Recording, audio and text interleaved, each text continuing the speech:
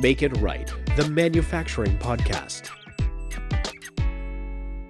Welcome to the Make It Right podcast. I'm Janet Eastman, and this week on the show, Kevin Snook and I are talking about walking the factory floor in 2021.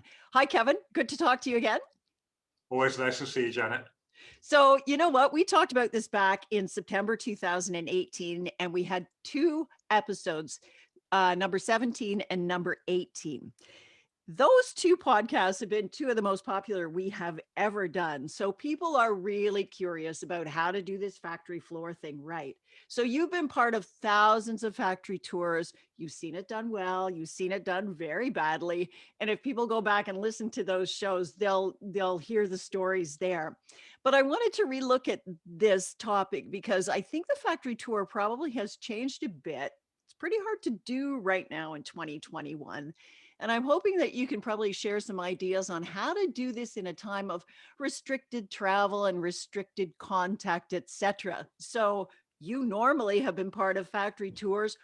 What have you been doing for the last year and a half when you're not doing the factory tour?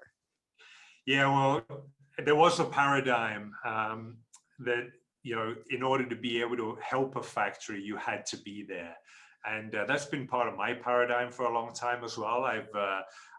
Right up until COVID hit, I was still traveling, around a lot. And I think when COVID hit, I was in clients in South Korea and China, Malaysia, Indonesia, London, UK. And so there was a lot of traveling going on.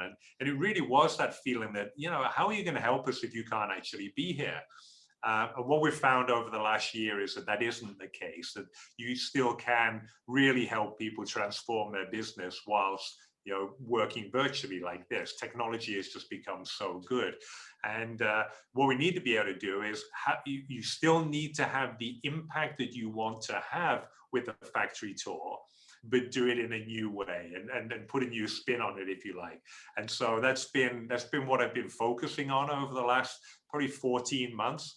How do you continue to transform results without actually being there in person?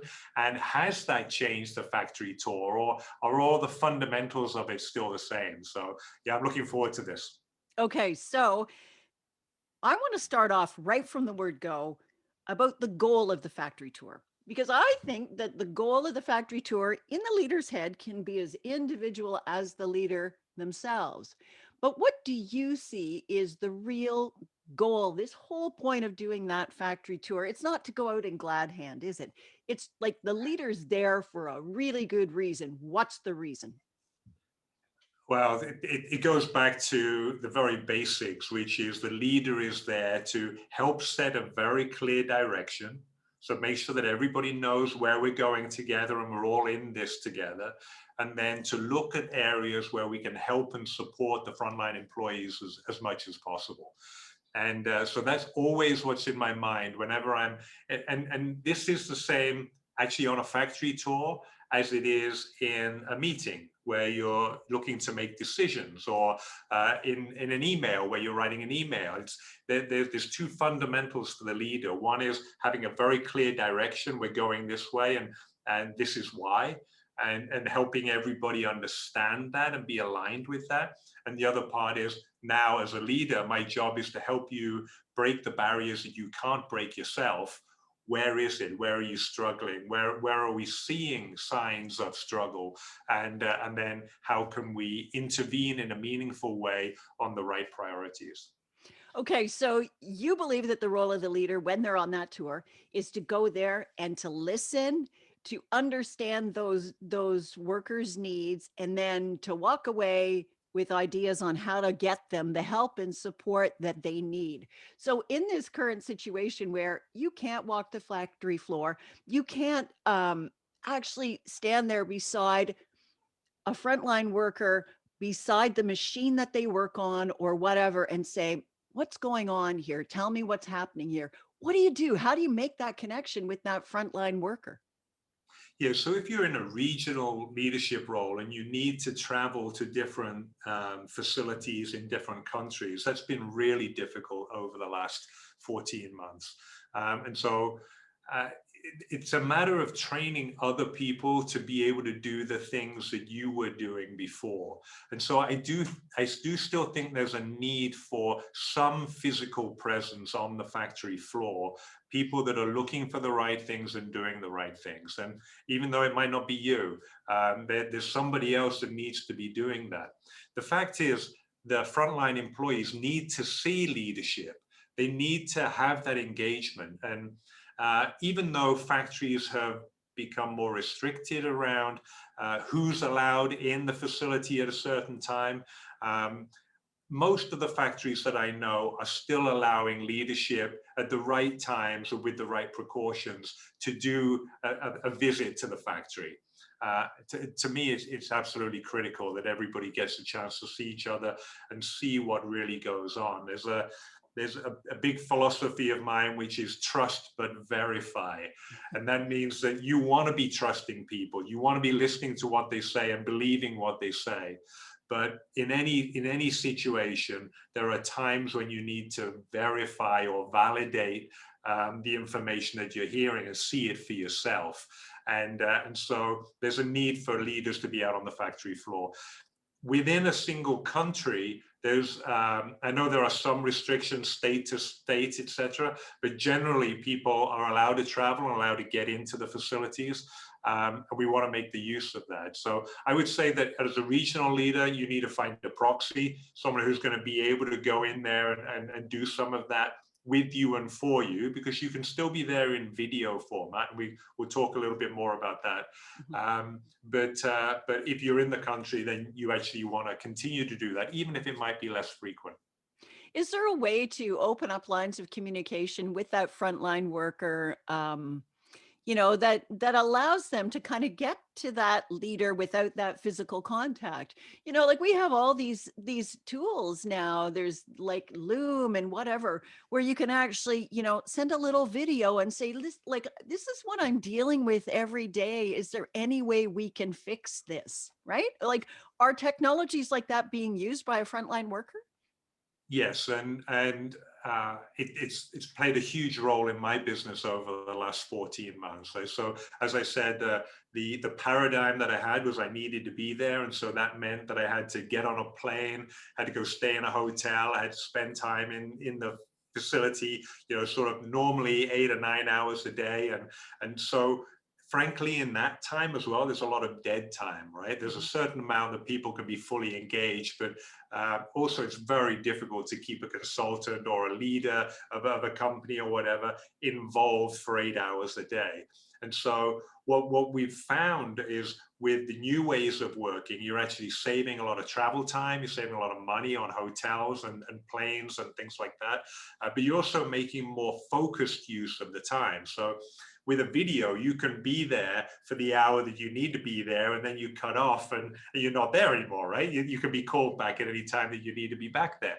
And so there's some real paradigm shifts that have been made. And my concern was that, well, if you're not there, can you really transform the results? And we've proved that we have. But let me use an example, a specific example in the US. So I'm based in Bangkok, Thailand, right, which is probably a 16-hour flight from most of the places in the US.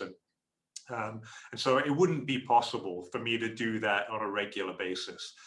But now I have a couple of clients in the US, and we're changing their results, but they have to act in a different way as well. So they are bringing the frontline employees to the Zoom, right? And we're having an interaction here. And when the employees come, we've either seen video in advance, we're using things like Dropbox, like you said, Loom, we're using different remote techniques to be able to get a view of what's going on so that you can have that meaningful conversation and still trust what people are saying and verify what they're saying as well. Now, it takes a level of professionalism, a level of maturity on each of the individuals that gets involved in that, because you've got to be able to have a really open conversation. When you're on a production line, one of the things that we've said is it's really important to listen. And when you're there and you're doing it, you can kind of see what's going on as well, and you can point things out. when you're seeing that on a video and then you're having a conversation, you have to be very careful that you're not blaming people for things, that you're not just seeing the things that are going wrong. One of the key things for me has always been catching people doing things right. And I think that's incredibly important on a factory tour. It is easy to see behaviors where people are doing something that you don't particularly agree with, and you do need to approach them, you do need to address them. But especially now, we need to be catching people doing things right and approaching them and looking for more ways to be able to increase the number of things that we're doing right. I like that when you say you have to recognize and indicate that you see the things that are going right, because back in those earlier podcasts that we did about walking the factory floor, you had this great line, and I'm trying to find it here. Oh, blame is not a good motivator. Well, no kidding, right? But Right. until somebody says that to you, you go, yeah, why do people come and always pick at the things that are going wrong, and they don't go, look at that, like that's amazing, right? So that little bit of motivation really can turn the crank in the right direction for somebody's attitude and send them off to really being on side, right? Well, I actually did some study on this the other day, and because it came up in a personal situation. I was out in the kitchen, and it was later at night, and we were just about to go to bed, and I saw that the dishwasher needed to be emptied before I went to bed, right? So I'm like, okay, I'm going to empty the dishwasher, and then I'm going to go to bed. And then I decided that actually I was going to have a cup of tea before I emptied the dishwasher. So I started making a cup of tea, and then my wife came out. My wife, who's my real boss, she came out, and she saw the dishwasher wasn't emptied, and she said, will you empty the dishwasher? And I went, yes. And she said, well, can you make sure you get it done before you go to bed? I'm like, I was going to do it anyway, right? I was like, now I don't want to do it. Right? I was like, what is going on with me? I didn't say that, obviously, because I'm a little bit more tactful than that. But that was what I felt, right? I had this reacting to that situation. And I was trying to figure out, what is it? And it's actually a psychological term called psychological reactance. And what it means is that as an individual, when we have one of our degrees of freedom taken away, we feel like we're in a fight or flight mode. We feel like somebody is trying to control us, and we don't like that. And what happens is that we go back, we actually lose all of our reasoning part of the brain. We go back into that very sort of old part of the brain, which is fight or flight. And it means at that point that you lose the ability to have logic and reason. And all of a sudden, we're in an emotional state. And so that explained why was it was such an innocent thing, because I was going to empty the dishwasher anyway, right? I wanted to be able to do it myself without being told what to do. I didn't want to be controlled. Now, when we're out with people on the factory floor and we're pointing out things and we're looking at everything they're doing wrong, we're telling them what to do, we're creating that psychological reactance where people say, nah, I was going to do it anyway. I know what to do out here. I'm out here every minute of the day. I know my job better than you do. And now you fly in here and they call it the seagull approach, right? The seagull flies in, shits all over everybody, and then flies away again, right? Now that's typical of what happens when a manager comes into the factory floor. They come in, they see everything that's wrong, they point it all out, tell them what to do right, and then they go again. And this is the worst possible way to have a relationship with your frontline employees. So that psychological reactance, if we're aware of that, then we can go in with a completely different approach, which is, yes, you do know this area better than I do. What are you struggling with? What is there that's not working the way you would want it to? Oh, I see that there's some spare parts, put in the corner over there. And I know that they've been there for a while. What is it? What's the challenge with getting them out of here? Because I know you don't want them here either, right? I can see that piece of equipment is dirty. do you need better tools to clean that? Do you need more time? Is the schedule too tight? What is it that is preventing you from making that piece of equipment the way you would want it to look and run? That's the kind of conversation we want to have. And that's why I'm saying it's not about compromising standards. In fact, we need to be absolutely clear on what our standards are. But it is about having the conversation in a way that helps people elevate the standards rather than puts them under pressure to feel like they're resisting in some way. So there's a couple of things I want to pick up on there. First, the blame game, when somebody blames, as you said with the dishwasher, you were going to do it anyway. And somebody comes in and says, how come this isn't done? Well, there's this moment where you go, you don't trust me that I know my job? Like, I was going to do that. You never even asked if this is what I was going to do. You just assumed that I wasn't going to do it, right? So there's that total lack of trust. No offense to your wife, right? But you know what I mean? So that gets you up, and then you hit that psychological point. So that was my first thing I wanted to ask you about, was the trust factor. But then you talk about behaviors that you're looking for on the factory floor, because when you go as a leader into a situation and you look around, if you do see the spare parts in the corner and you know they were there the last time, so there's a behavior that's happening there that isn't what you want to be seeing on the factory tour, nor likely what they want in their area. So you're saying go in there and ask the questions and find out why this is still happening and how that's bothering them, right? Yeah, find out how it's happening in a way that you are there to help. Mm-hmm. You know, the conditions on a factory floor are a reflection of the leadership, not of the people on the factory floor. I know that people on the factory floor want to work in a nice environment. They want to work in a safe environment. They want to work in an environment that is attractive to them to come to work every day. Now, if the leaders are going in and finding that that is not the situation, then in my experience, it's the leaders that are responsible for that situation. And that means it's the leaders who can fix that situation. Now, we have to have a conversation to find out specifically, what do I need to do to help you to get this situation fixed, right? But if we're not having that conversation, then that's our responsibility as leaders. And so, yeah, I think that it's all about the intention behind the words. It's the intention behind the action. If you're intending to help and support people so that they can do their job better, so that they can make better decisions, so they have the autonomy to become the owner of their equipment or the owner of their area, then you can't really go wrong. If you're going in just in order to achieve a result, then that's when you're likely to make a mistake.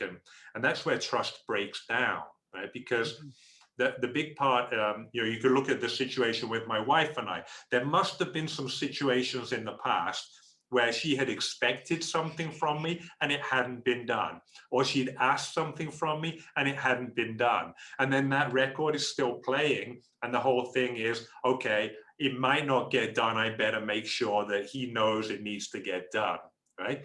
So that's a communication barrier. That's just simply old records that are playing through. We've got to be able to say, okay, in communication, I always think that everybody is 100% responsible. So if you think that in the communication, two people are 50-50 in the responsibility, if there's a slight gap on one of those, one person is 49 and the other one's 50, then you've got a gap in the communication, right? And things break down. Mm-hmm. Right? You've automatically got that gap. Mm-hmm. If you're 100, and somebody is at 99 or even 50% that day, then you've still got a 50% overlap. So we all need to be responsible for our own communication, but as leaders, we're the ones who need to lean forward in that. Quite often, people on the factory floor have elevated things to leadership a number of times and they haven't got a response to it, or they haven't got the response that really helps. And so they're going to go a little bit more quiet, and they're probably going to sit back from that conversation a bit. That means that the leader who wants things to change, wants to transform things, needs to be leaning in a little bit more and really listening carefully to see where they can help and support.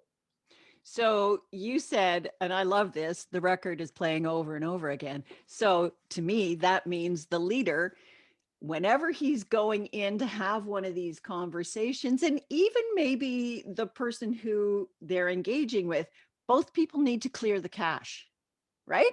You got to clear the cache and go, let's start from zero again. None of the past. Let's start a new way of communication. Right? Now, wouldn't that be nice? Wouldn't Yeah. that be nice if in every relationship we did that and we didn't take all the old stories in with us? But Yeah. I know that that's kind of like utopia. It's not possible as humans to have that. And we've talked this before, but Mhm. every individual wakes up with a different head on their shoulders every day. Yeah. Right. So even if you think you know somebody, you don't know what they went through that morning. You don't know whether they had some struggle at home before they came into work. You don't know whether there was an issue with the car or they couldn't find parking or whatever it was. They came in and their mind was just a little bit screwed up that morning. And so as a leader, I feel like if we're going to take 100% of responsibility for the communication, for our side of the communication, then you want to be able to drop as much of that old baggage as possible and go into each conversation with presence, right? And that's around really focusing, listening with generous ears. I think that's a good way to think about it. Listening to hear the things that the person is trying to say rather than just, dumping back onto that old record.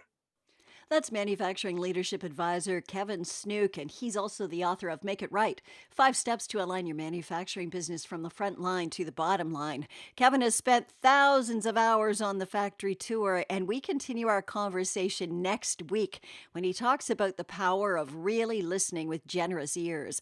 I hope you'll join us then. I'm Janet Eastman. You can find Make It Right on Twitter and LinkedIn, and also we're on iTunes, Stitcher, Spotify, and YouTube. Until next week, thanks for listening to Make It Right.